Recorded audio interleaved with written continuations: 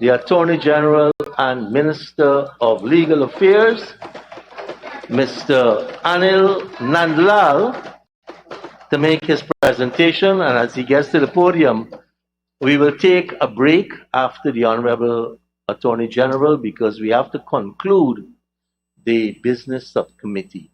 So today we will take a break to conclude the consideration of the allocation of times for the estimates. Honorable Attorney General at 4:19:16, the floor is yours. Thank you, Mr. Speaker. The privilege is now mine, Mr. Speaker, to offer my contributions to this year's budget debate. And I want to begin by extending to my brother, the distinguished Minister of Finance, and his competent team, my warmest congratulations for all the hard work they would have endured in compiling one of the greatest budgets in our country's history. Mr. Speaker, I have been here for the past few days listening to these debates, and they have been highs and they have been lows. Today, Mr. Speaker, we were visited with many lows. We have responsibilities in this House to the people of our country. All of us, we were elected, Mr. Speaker. And we have to be careful what we say, how we say it, and the way that we conduct ourselves. It appears as though, Mr. Speaker, that we are oblivious of those responsibilities. I listened to the Honourable Member, Mr. Roysdale Ford, this afternoon, an Honourable Member that I have known for half of my life. And what I saw there transformed was a completely different human being. I saw the hate, I saw the venom, I saw the vituperation, I saw the anger. Why? Why? I listened to the personal attacks. Why? Is it that we are vacuous? Is it that we are inefficient? Is it that we are incompetent? So we have to supplement that with hate and diatribe and anger. I pity those who have to seek refuge in those facilities, Mr. Speaker. But he has placed on the record a few comments that I feel compelled that I must respond to. Mr. Speaker, I am very cognizant of the fact that I stand here speaking on behalf of the great party of Dr. Chetty Jagan. That I am the chief legal officer of this land. That I am the Attorney General of this country. That I am the principal legal advisor of the government of Guyana. I am cognizant of those responsibilities. But I will never allow disrespect to be taking place against me or any of my colleagues. Mr. Speaker, I am a Queen's College old boy. And let me say proudly that a Queen's College old boy will never borrow notes from a St. Rose's student. And let me say, Mr. Speaker, I was never short of toilet paper in the law school. So I don't understand how an honorable member can stand there with a straight face and fabricate a story that I borrow notes from them.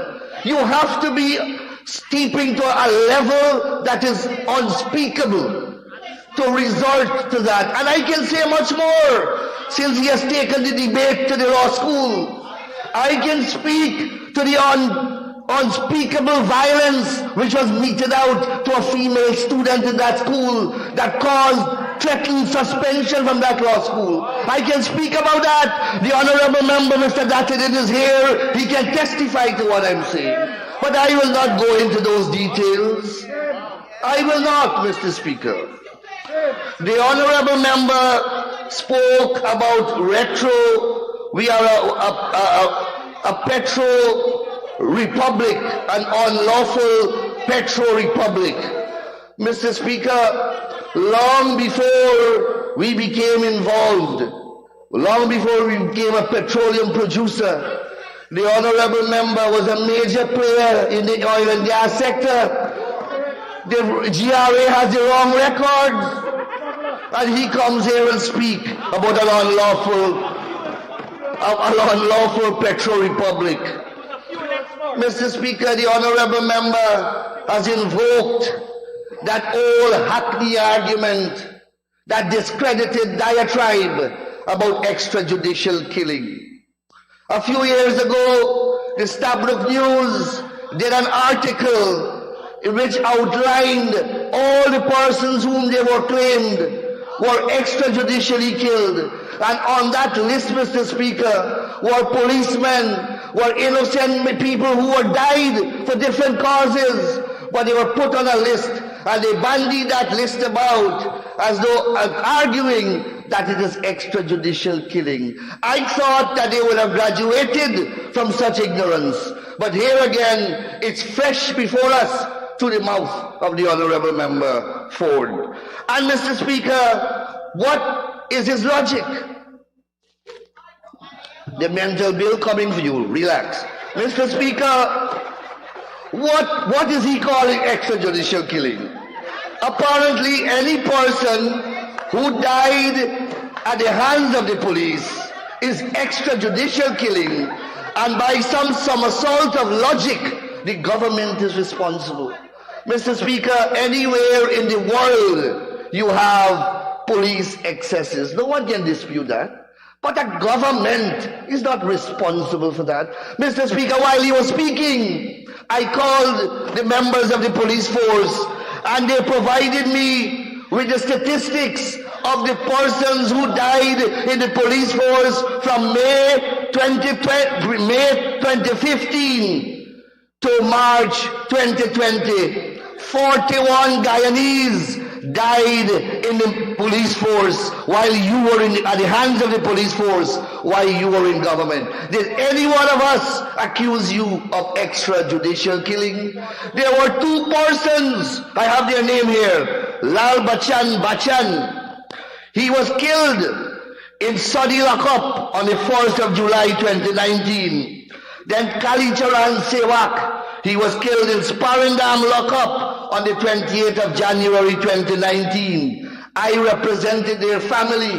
I went to the High Court and I sued the Attorney General for compensation. I didn't jump on a housetop and try to make political mileage and treat their tragedy like a political football. I did what the law said. I never accused them of extrajudicial killing. That is how responsible politicians and leaders behave. Mr. Speaker, the honorable member spoke about attack of the rule of law when the PPP is in government. And almost all of them, all of the honorable members, as they take the podium, they describe this government as installed. That implying that we are here unlawfully. Well, Mr. Speaker, as the Attorney General, again, it is my duty to traverse, if not verbatim, seriatim, to those false narratives for the purpose of correcting the record. Mr. Speaker, they spent 2 decades in opposition. And as soon as they returned to government in 2015, the people gave them a chance. The people felt that they may have changed because they came from a history of rigging elections, killing Walter Rodney, and taking away the rights and freedoms of the people of this country.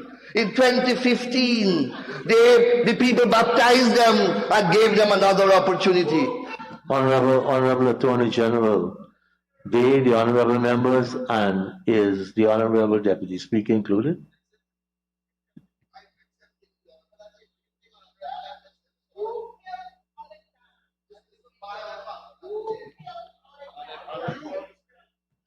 Mr. Speaker, where Dr. Anthony, we really have to get this mental health bill quickly. Mr. Speaker, you had a litany of abrogation of the Constitution and violations of the rule of law. And I've made some notes. The President himself, Mr. Granger, led from the front, confiscating rice lands of farmers in Region 5, seizing the Red House from the Cherry Jagan Research Institute in the face of a 999-year lease, the Attorney General threatening to kill a judge in open court, the President directing the Police Service Commission and the Public Service Commission to halt promotions in violation of the Constitution, the President threatening the Chairman of the Public Service Commission, who was a member of the Judicial Service Commission, to resign or there will be blood on the carpet. Walter Lawrence announcing that they will only hire PNC members. The President unilaterally appointing the Chairman of the Guyana Elections Commission. The President and Cabinet refusing to resign after no confidence motion was passed against them in the National Assembly, and they refused to hold elections within 3 months as directed by the Constitution. And then they remained in office constitutionally for over a year, illegally plundering the Treasury. Mr. Speaker, and I take a break. I just take a pause there because I have another litany. And they are accusing us. Imagine, this thing is being streamed live on television. Guyana endured this. The people of Guyana lived through this. And these honorable members are coming here with a straight face and accuse us of violation of the rule of law. Mr. Speaker, then the elections came on March 2nd, 2020. Election day was incident-free. At the end of the day, they claimed that they won the elections. The Carter Center, the European Union, the Commonwealth, the Organization of American States, the Caribbean Community, the entire diplomatic community, the Bar Association, the Private Sector Commission, and numerous other local bodies observed those elections and certified them to be free, fair, and credible. It was when the count was completed, and when they realized that they lost, that all hell broke loose. All hell broke loose. For 5 long months, the nation stood still. And with the region and the world watched in anguish, agony, and trepidation as attempts after attempts were being made to rig those election results. Guyanese condemned them. Every major organization in Guyana condemned their actions. The diplomatic community condemned their actions. Every major organization in this hemisphere condemned their actions. 100 governments across the globe condemned their actions. Yet they persisted with their fraudulent designs. They tried, Mr. Speaker, with Mingo, and they failed. They tried with Yolita Moore, they failed.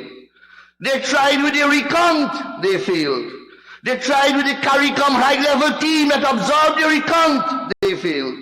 They tried with Lowenfield, they failed.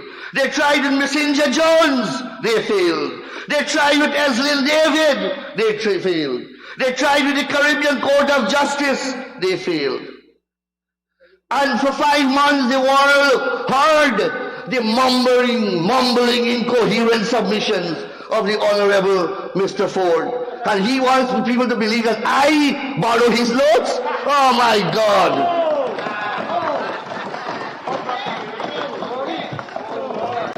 Mr. Speaker, in the end, the CCJ interrogated their allegations, the highest court in this country, and pronounced against it.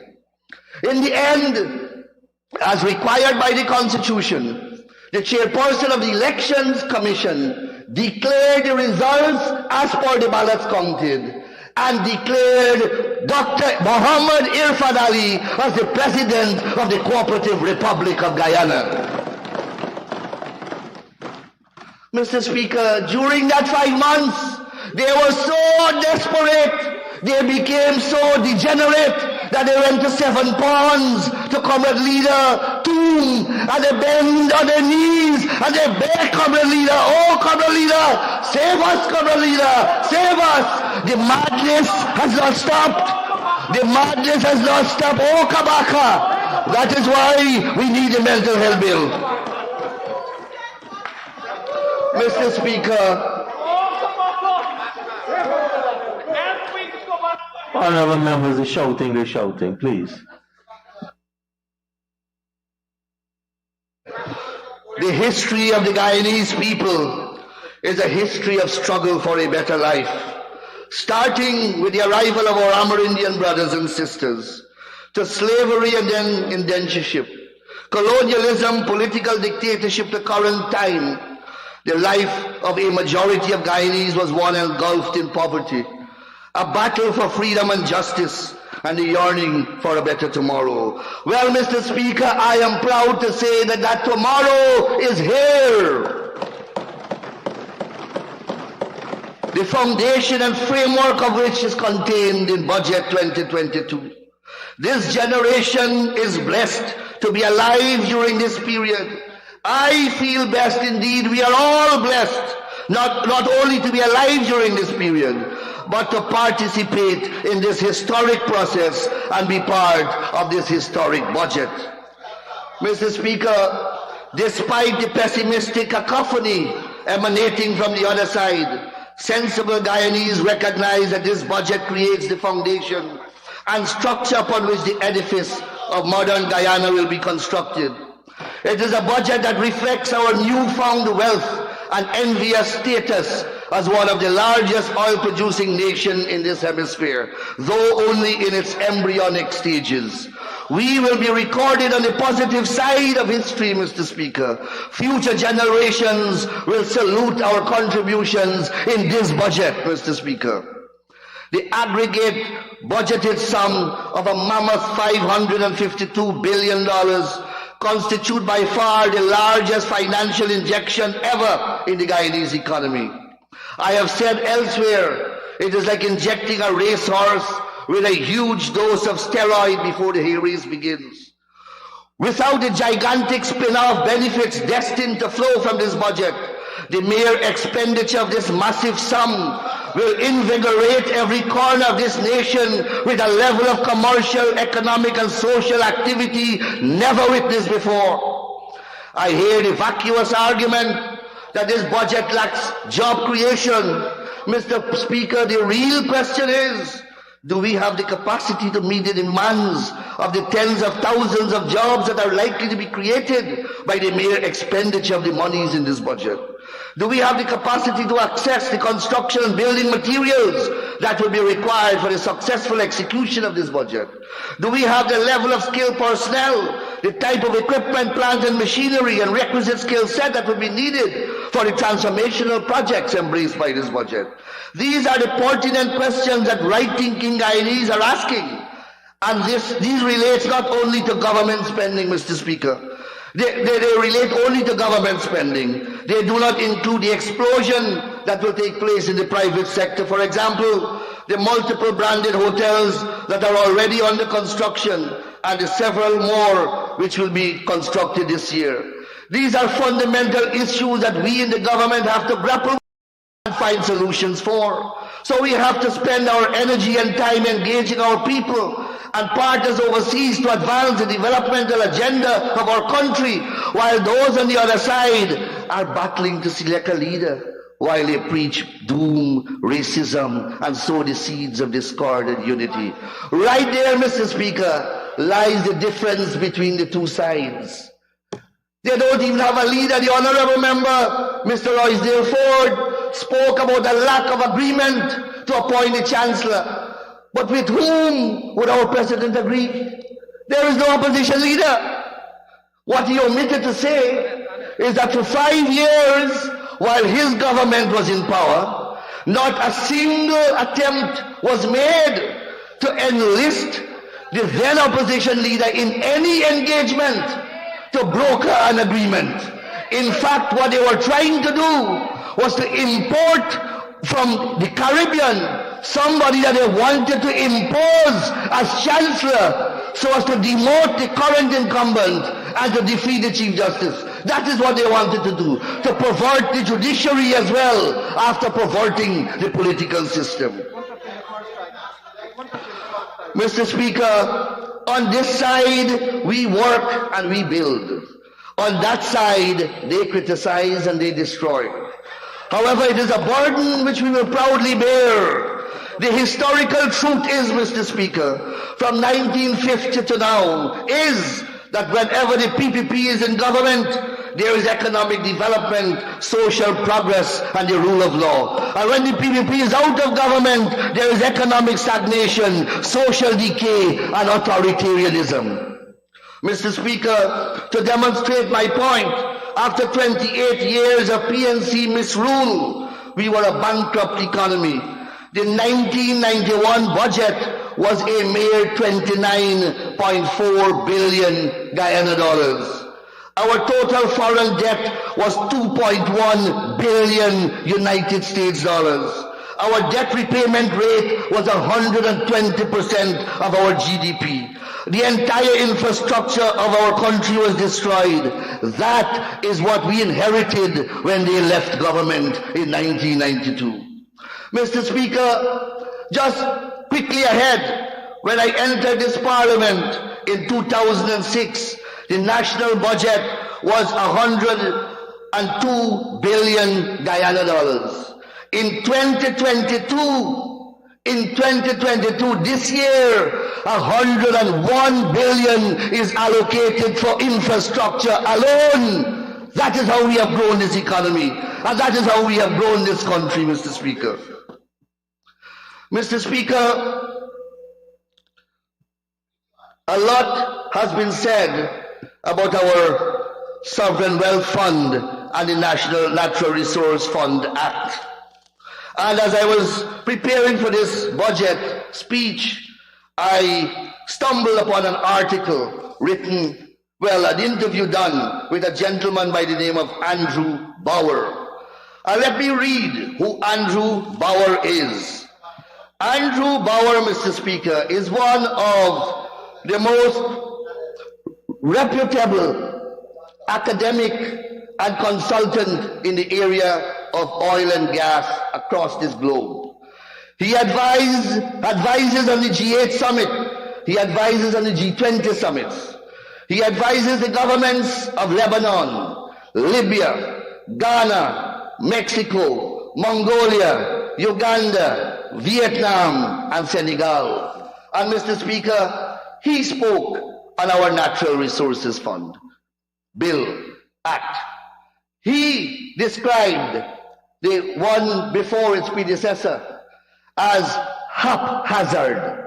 I have the word here on quote, haphazard. And this is what he said of our bill. It is so detailed and innovative, and it will really help Guyana not invest in some of the crazy derivative instrument or art or commodities or whatever that lot of the funds around the world speculate in. The Guyanese fund will not be allowed to do that. There is also a very high degree of transparency in the fund.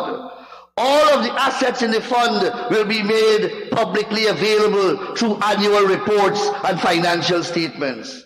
I continue. This is not Honorable Member Sherrod Duncan speaking. This is Andrew Bauer, a world-known expert. This is what he says, I continue. Guyana is already a resource-rich country, but it will be even more resource-rich. And the huge amount of foreign currency that is going to come into the economy and is already starting to come into the economy will have some important economic impact. Clearly, Guyana needed a fund. It made sense to create a fund to establish to stabilize fiscal expenditures and to smooth spending over a longer period of time, just than when the oil money is collected. Mr. Speaker, this is one of the greatest minds trained in the area of oil and gas management, paying a tribute to our Natural Resource Fund Act. I thought that I would put that on the record because of the distortion that has come from the other side. Mr. Speaker, much have been said about the withdrawal of monies from our sovereign wealth fund. That money belongs to the people of Guyana. 126 billion will be withdrawn from the fund this year. Every cent is reflected in this budget to be spent on and for the people of Guyana, and we have no apologies for that. Mr. Speaker, every single cent of that money will be deposited in the consolidated fund and appropriated in this National Assembly before you. Every single cent will be interrogated and explained in the Committee of Supply, which will be streamed live. Every single Guyanese and indeed the world will view those proceedings and will hear how the money will be spent. That should immediately halt the baseless and reckless allegations of thievery and corruption. Mr. Speaker, education and health, two of the most people-centered sectors in this country, are to receive nearly $80 billion each. These two allocations alone constitute more than $36 billion that will be withdrawn from the Sovereign Wealth Fund. Two sectors alone will draw from that fund $36 billion more. Who will benefit from these two sectors, if not every single Guyanese and our students? Yet you hear from the hopeless bunch of honorable members on that side the recurring rhetoric that the budget produces nothing for the Guyanese people. Mr. Speaker, I heard the disgusting assertion that this government is salivating at the oil money. This statement must come from the mind of a come to see, never see. We on this side are not so disposed. We on this side are not so disposed. Ironically, this is the very bunch that eat out $2 billion of food in 1 year, and they talk about salivating. And they talk about salivating. Mr. Speaker, though this point has been repeatedly made, I must emphasize that despite its magnitude, this budget imposes no new taxes. On the contrary, not only does it reverse tax imposed by APNU AFC, but it confers a regime of liberal tax concessions for the ordinary citizens as well as those in the commercial sector. That, Mr. Speaker, is prudent fiscal management. Mr. Speaker, we were able to move our revenue collection from about $160 billion in 2016 to $255 billion in 2021 without any new taxes, largely because of growth in economic activities. The economy is scheduled to grow in 2022 by nearly 50%, which will rank us among the highest growth rates in the world. The non-oil sector is scheduled to grow by some 7%. This will surpass the growth rate in the entire Caribbean. Mr. Speaker, we heard about trickle-down economics from the other side. Well, this is trickle-over economics. From the oil sector, we are trickling it over to the other sectors so that every sector of the country can benefit from the oil money. That is prudent fiscal management. Mr. Speaker, in short, this budget lays a solid foundation for a modern Guyana. I will not spend much time replying to the rambling from the other side. Their track record in government is well known. Their style of politics is well known. Their criticisms and pessimisms are expected. Recall when we were building the Guyana Stadium, Mr. Speaker, at Providence, they labeled it a white elephant. When we were building the Borbees Bridge, they said it was a waste of money. They were opposed to the Marriott Hotel, labeling it a bastion of corruption. When they got into government, it was not enough for them to wine and dine. They killed the Myla Falls project. They killed the specialty hospital. And this was while they were in opposition. While they were in opposition, they were destructive. In government, they built nothing of worth. But they squandered, discriminated, destroyed the productive sectors, and caused over 30,000 Guyanese to lose their jobs while they trampled upon the Constitution. From their presentations in this House, Mr. Speaker, nothing has changed. Nothing has changed. One errata, Mr. Speaker, they build a roundabout. And as the Honourable Member, Mr. Datadin said, That was built wrong. They got a circle wrong. A circle, all they got to do is draw a round circle. That they got wrong. Mr. Speaker, I now move to the legal sector. Our government recognizes that there cannot be economic development nor social progress in the absence of the rule of law, constitutional compliance, and an independent and efficient judiciary. Law and order are the twin pillars upon which modern civilization rests. Mr. Speaker, the judiciary has received an allocation of $3.5 billion in the 2022 budget. Mr. Speaker, starting from the year 2021, we have, as you know, partnered with the judiciary in the establishment of 28 virtual courts right across the prison centers of our country, so that we don't have to take prisoners during this pandemic to the various magistrates' court. They go into those virtual courts and they have their cases heard. That was a $200 million investment. Mr. Speaker, yes, sir. Honorable. Sir, I ask kindly that the honorable member be given 5 minutes to conclude his presentation. Thank you, Honorable Minister of Education. Honorable Attorney General, you have 5 minutes to continue and conclude. Mr. Speaker, the Madhya Magistrates Court will be completed this year. The Port Kaituma Magistrates Court will be completed this year. The Mabaruma Magistrates Court will be concluded this year. The Vigilance Magistrates Court will be concluded this year. The extension of the Court of Appeal building in Kingston will complete next year. The rewiring of the Supreme Court Registry at Essequibo will complete this year.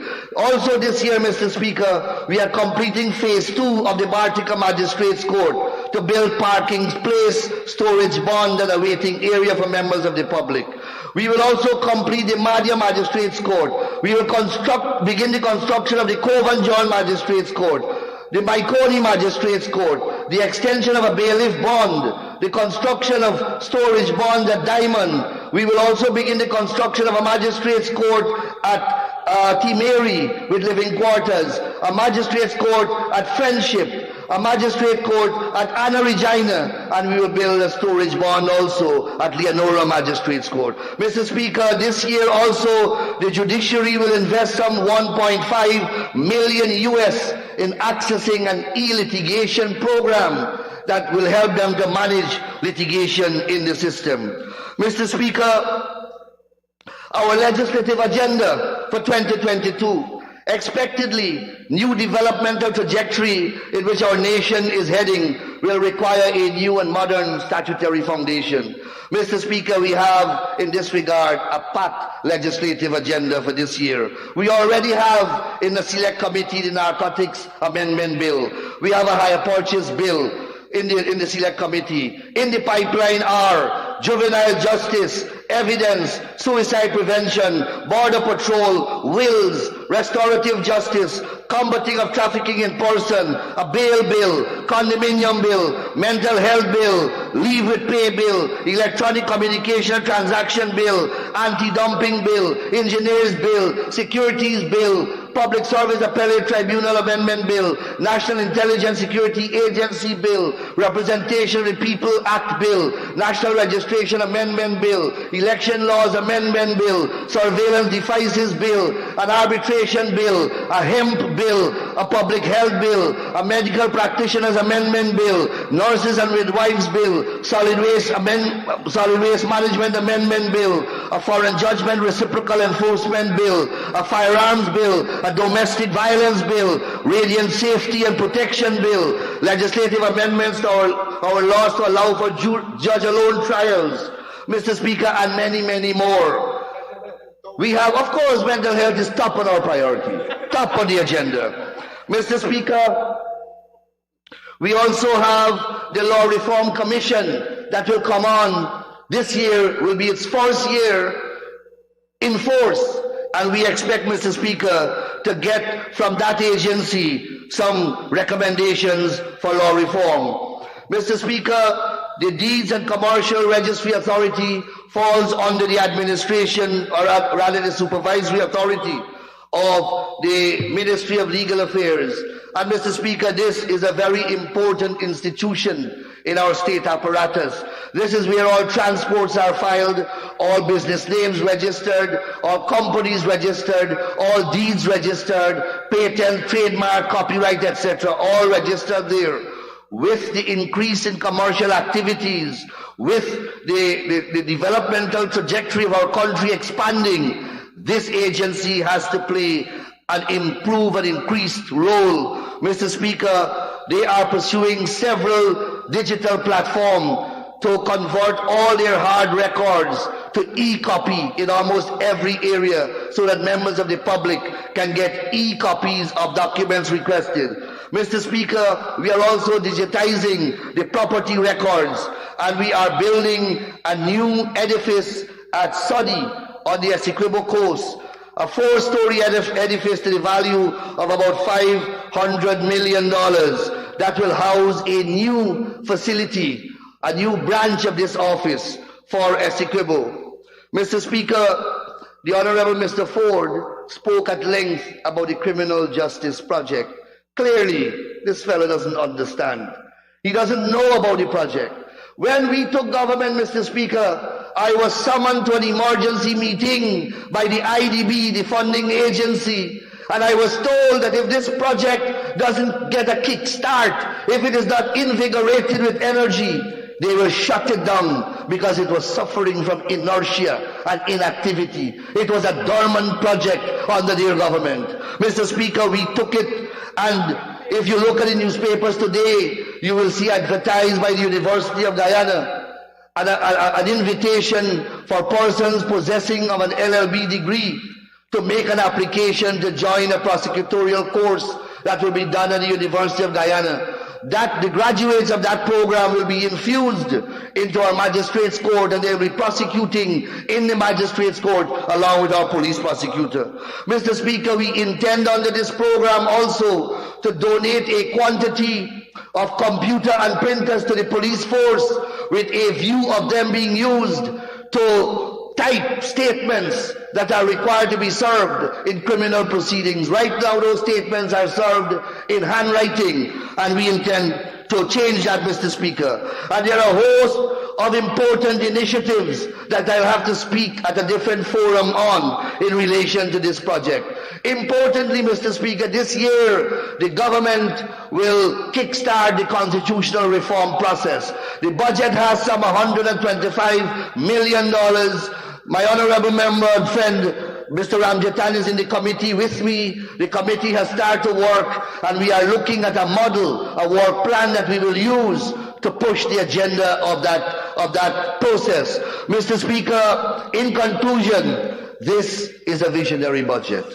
This is a budget, as I said, that will lay the foundation for a better Guyana. This is a budget that I feel blessed to be part of. This is a budget that future generations will salute as the foundational pillar of modern Guyana. I thank you very much, Mr. Speaker.